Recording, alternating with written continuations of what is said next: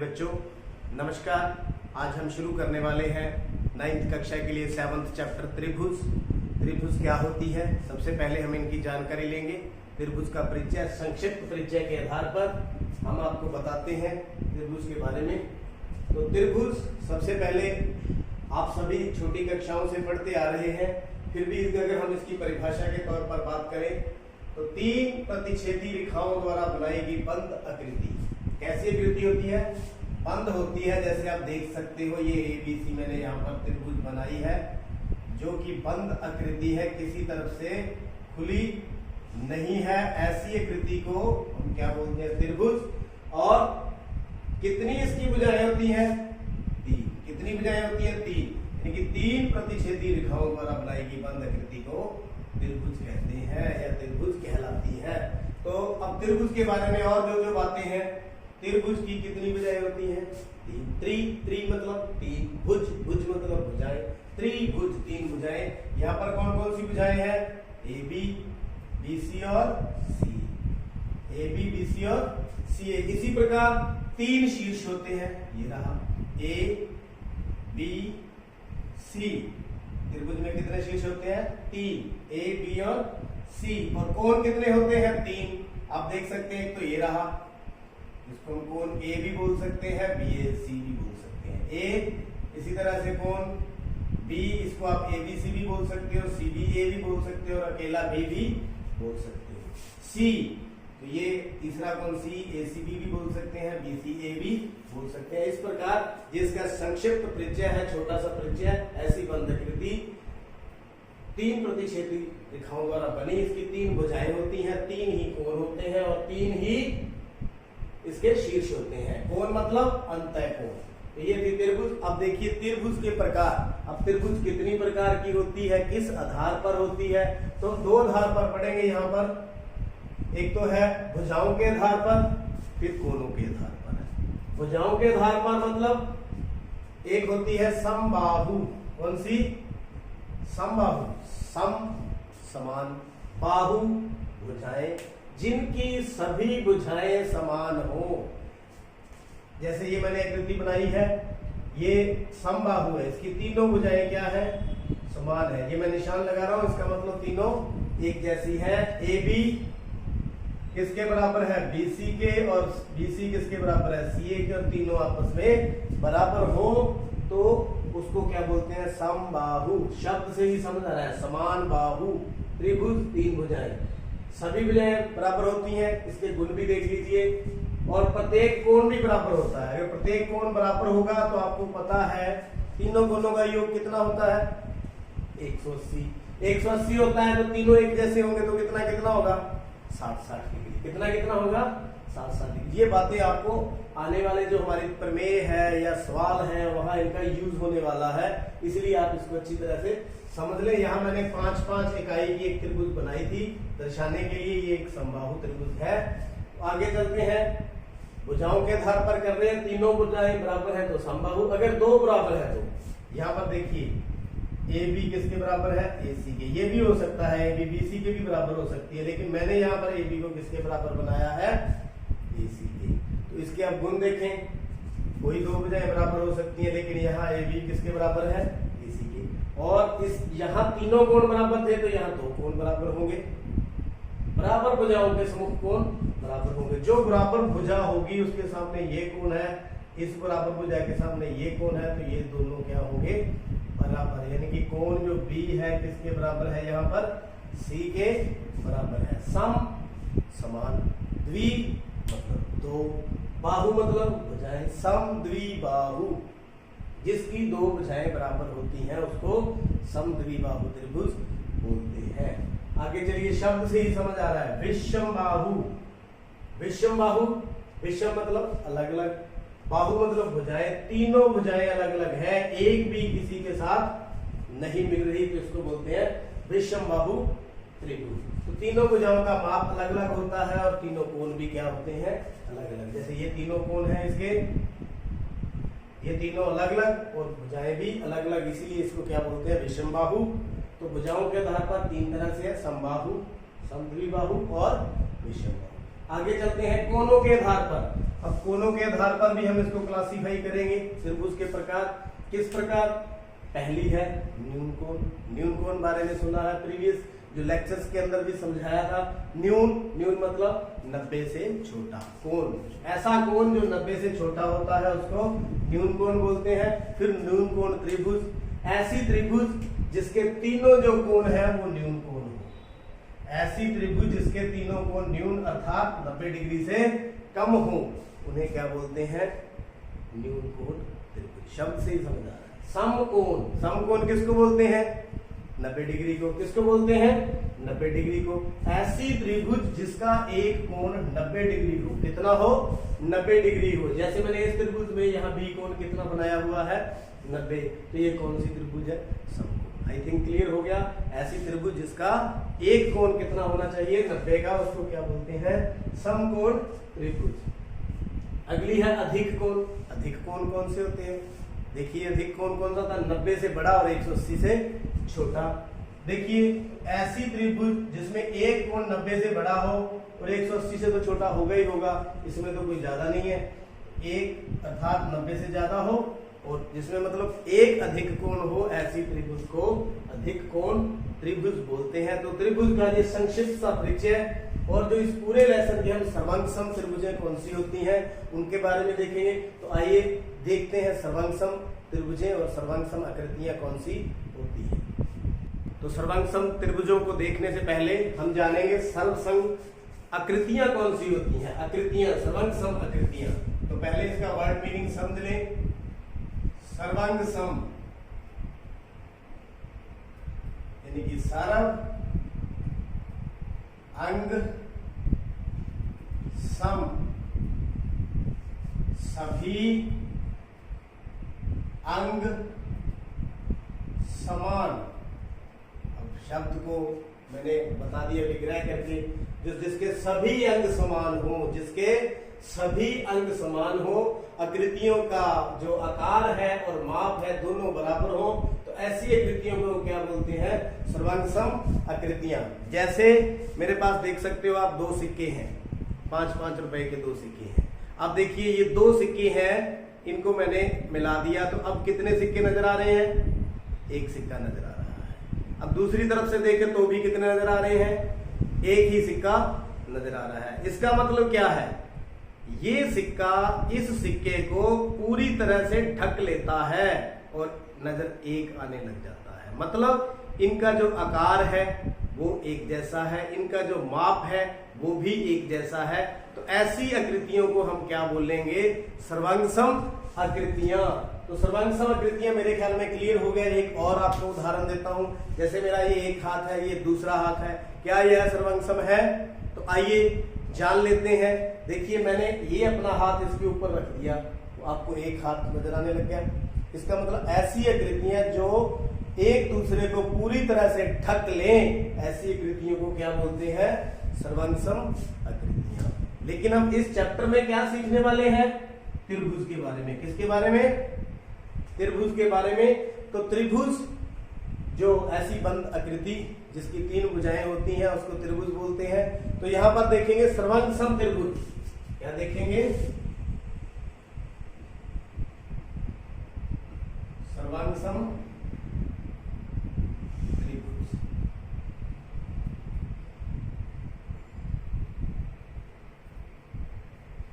सर्वांगसम त्रिभुज ऐसी त्रिभुज जिसका माप एक दूसरे के बराबर हो और आकार भी बिल्कुल एक जैसा हो, उनको बोलते हैं सर्वांगसम त्रिभुज। जैसे देखिए, ये देखिए कितनी त्रिभुज है?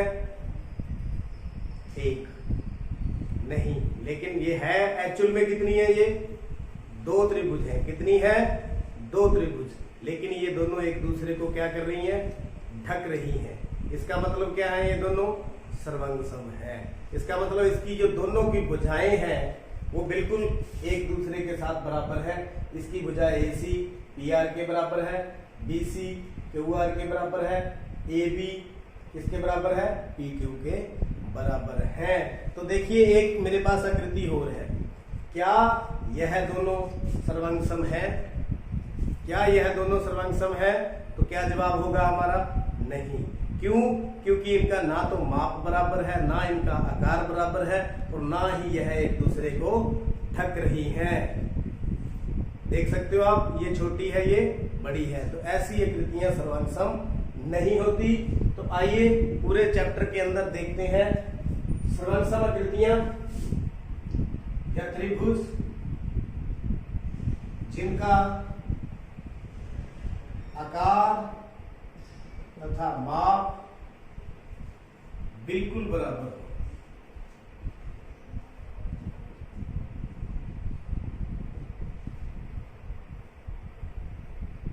उसे क्या बोलते हैं? सर्वांगसम त्रिभुज बोलते हैं। तो सवालों से संबंधित किस तरह के सवाल आएंगे? अपन जो पूरी एक्सरसाइज करने वाले हैं, एक्सरसाइज के अंदर क्या होगा, हमें सिद्ध करना होगा कि एक जो त्रिभुज है दूसरी त्रिभुज के साथ सर्वांगसम है या नहीं। तो उसके लिए हमें कुछ नियम ध्यान में रखने होंगे। उन नियमों की बात कर लें। जो सबसे पहले जो पहला नियम है, जैसे मान लीजिए अपन कोई एक त्रिभुज बना लेते हैं, यहाँ पर ए बी सी, ये कोई दूसरी त्रिभुज बना लेते हैं, पी क्यू आर। अब कैसे बताएं कि ये दोनों मैथमेटिकली किस प्रकार से ये सर्वांगसम है? तो इसके जो नियम है, आइए नियमों की बात करते हैं। एस ए एस, जो पहला नियम क्या है? S A S. एस किस, एस को क्या बोलते हैं? भुजा, यानी कि साइड। ए कोण मतलब एंगल, फिर एस है मतलब भुजा मतलब साइड। मतलब ये कह सकता हूं कि एस भुजा के लिए है, ए कोण के लिए है और एस भुजा के लिए है। तो कम से कम इसकी तीन चीजें इस नियम के अकॉर्डिंग बराबर होनी चाहिए।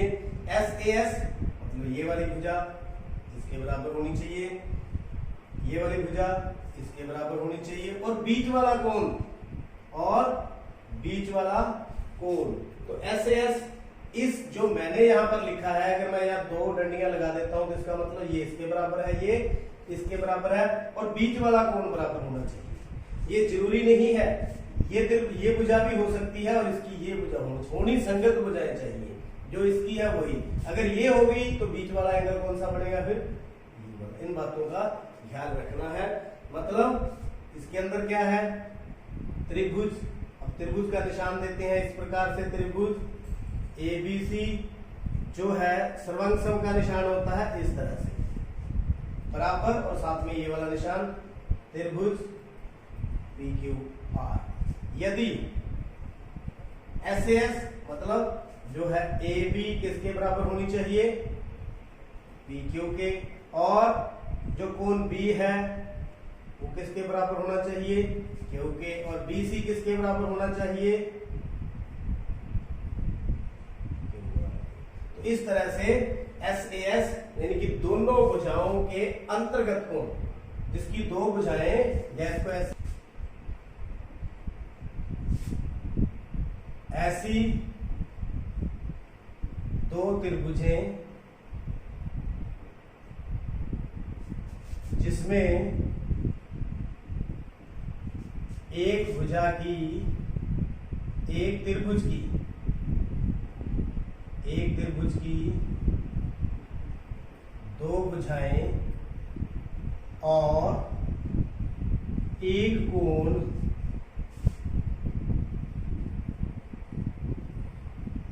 दूसरी त्रिभुज की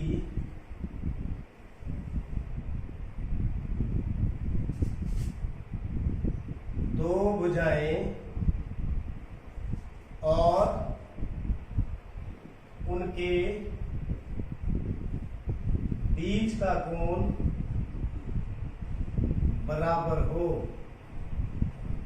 मेरे ख्याल में समझ आ गया है। यहां पर हमने ये दो भुजाएं लेती और बीच का कोण होना जरूरी है। ये तो था हमारा पहला। दूसरा बात करते हैं एस एस एस। अपने ये ले लेते हैं दो त्रिभुजें,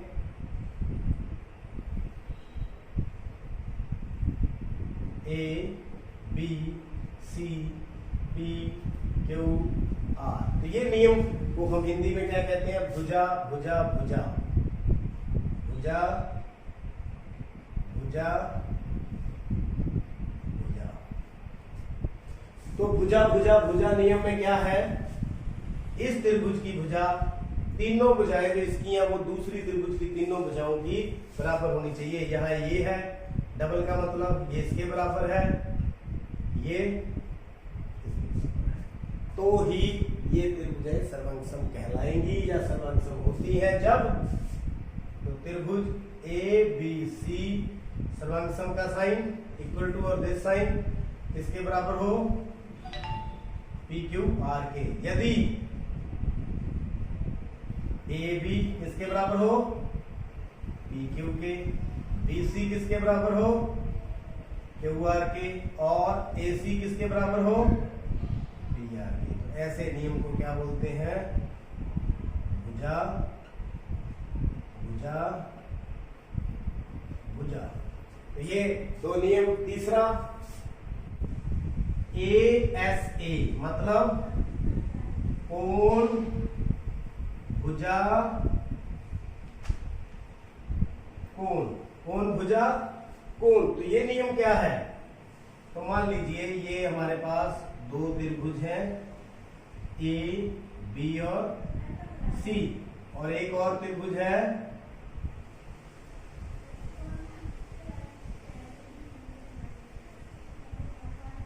पी क्यू आर। तो मैं क्या करता हूं, यहां पर जो त्रिभुज है ए बी सी किसके समरूप है? त्रिभुज पी क्यू आर के। पी क्यू आर के क्या है? समरूप है। तो जो कोण ए है वो किसके बराबर होगा? कोण पी के। यदि अगर ये ऐसे होगा तो, और ये साइड ए सी है वो पी आर के बराबर हो, ए सी किसके बराबर हो? पी आर के बराबर हो, और सी किसके बराबर हो? आर के। देखिए सीरियल देखिए, कोण भुजा कोण, ये कोण फिर भुजा फिर कोण, कोण फिर भुजा फिर कोण। तो इसको नियम को बोलते हैं ए एस ए। आइए एक इसका उप नियम है, उसको मैं नंबर 4 लिख देता हूं। आप नियम भी मान सकते हैं लेकिन इसका वो उप नियम बन जाता है। किस तरह से? A S. जैसे मान लो यही त्रिभुज थी हमारे पास ए बी सी त्रिभुज पी क्यू आर। तो त्रिभुज जो है ए बी सी त्रिभुज पी क्यू आर के सर्वांगसम है। ये निशान आपको दे रहा हूं बार बार, सर्वांगसम का ध्यान रख लें। तो ए एस मतलब ये वाला कोण हो दोनों और भुजा कोई अलग हो। जैसे कोण ए है कोण पी के बराबर, और कोण बी है कोण क्यू के बराबर। लेकिन यहां पर तो क्या था सीरियल में? कोण भुजा कोण, बीच वाली थी भुजा। तो लेकिन अलग वाली भुजा भी हो सकती है, ये वाली भुजा भी हो सकती है। तो पी आर बराबर में ए सी बराबर में पी आर। अब समझना होगा आपको ये कैसे है, इसका उपनियम कैसे है। उपनियम ऐसे है, आप देखिए इनके दो कोण बराबर है। अगर दो बराबर है तो तीसरा तो अपने आप ही बराबर होगा। क्यों? क्योंकि तीनों कोणों का योग कितना होता है? 180। अगर दो कोण बराबर है तो तीसरा भी क्या होगा? बराबर होगा। ये देखिए अगर मैं इस एंगल को हटा दूं, ये ले लूं आर ले लूं, क्यों? क्योंकि ये तीसरा कोण भी बराबर है। सी किसके बराबर है? आर के। क्यों बराबर है? क्योंकि त्रिभुज के तीनों कोणों का योग 180 होता है। इसलिए आप ए एस भी लिख सकते हो, लेकिन अगर आप तीसरा कोण निकाल लें तो ए एस के नियम के द्वारा भी इसको कर सकते हैं। तो इसको मैं नियम कौन सा लिख दूं फिर? A S. एक्चुअल में ये क्या है? क्रॉलरी है, इसका ये उपनियम है। तो नंबर 5 जो नियम है आर एच एस। आर मतलब समकोण, राइट एंगल मतलब समकोण, हाइपोटेन्यूज।